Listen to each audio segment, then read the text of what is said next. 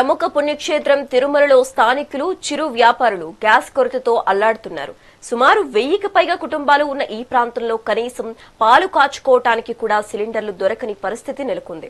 మరోవైపు నిత్యం వేలాది మంది భక్తులకు సేవలందించే టీ స్టాళ్లు, ఫాస్ట్ ఫుడ్ సెంటర్లు గ్యాస్ లేక ఇప్పటికే మూతపడుతున్నాయి. పెద్ద హోటళ్లకే ప్రాధాన్యత ఇస్తున్నారని, తమలాంటి చిన్న వ్యాపారులను పట్టించుకోవటం లేదని స్థానికులు ఆవేదన వ్యక్తం చేస్తున్నారు. ఇప్పటికైనా అధికారులు స్పందించి గ్యాస్ సరఫరాను క్రమబద్ధీకరించాలని వారు డిమాండ్ చేస్తున్నారు.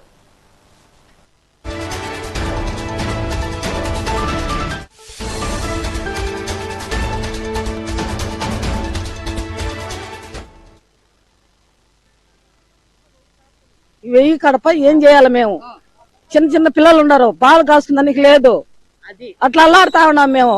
ఆ పిల్లల పరిస్థితి ఏంది? పెద్దవాళ్ళం కావాలంటే పొస్తులు కూడా ఉంటాము. ఎన్ని రోజులు పిల్లలు ఈ మారి ఇబ్బంది పడాలి మేము? సిలిండర్ వచ్చింది, పైన దింపేస్తారు. వచ్చినప్పుడు అంతా టోల్ గేట్ కట్టి దింపేస్తున్నారు. అమ్ముకోదు, లోడ్ వస్తుందంటారు, అది దింపేశారు. ఇప్పుడు అది దింపేశారు. ఇప్పుడు దాకా ఆడే ఉండేసి వస్తా ఉన్నాం. ఆల్రెడీ సిలిండర్లు కూడా చూసాం, చిన్నవి వస్తున్నాయి, పెద్దవి వస్తున్నాయి. ఇక్కడికి ఏది రావటం లేదు. రాలేదు. ఏం చేయాలా? మేము చిన్నపిల్లకాయలు ఉండేది మాకు ముఖ్యం. ఏం చేయాలా?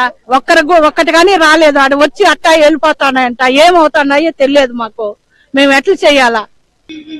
ఏమిటంటే రోజు సిలిండర్లు వస్తా ఉన్నాయి తిరుమలకి.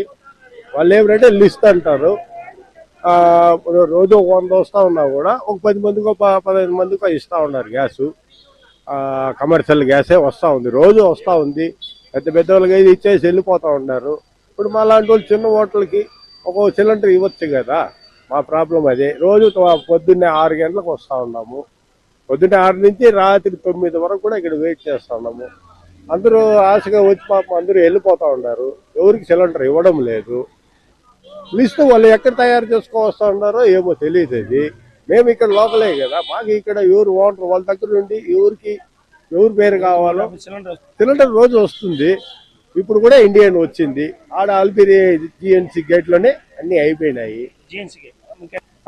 జిఎన్సీ ఇక్కడ లాస్ట్ వచ్చింది. 2 సిలిండర్లు పెట్టుకోవచ్చినారు, 2 పెట్టుకొని వచ్చినారు. 150 గాను 2 పెట్టుకోవచ్చారు. ఇక్కడ ఎవరికో వాళ్ళకు సంబంధించిన వాళ్ళకి ఇచ్చేసినారు. మిగతా వాళ్ళంతా ఏమైపోవాలా? ఇప్పుడు టీ షాప్ వాళ్ళు కానీ ఎవరికి ఇవ్వడం లేదు, పూర్తిగా రావడం లేదు. ఇస్తే అందరికి ఒక్కోటి ఇవ్వండి. ఎవరు వద్దు, ఒక్కోటి ఇవ్వండి. ఏదో పెద్ద హోటల్ అంటే ఒక 2 ఇవ్వండి, 1-2 ఇవ్వండి.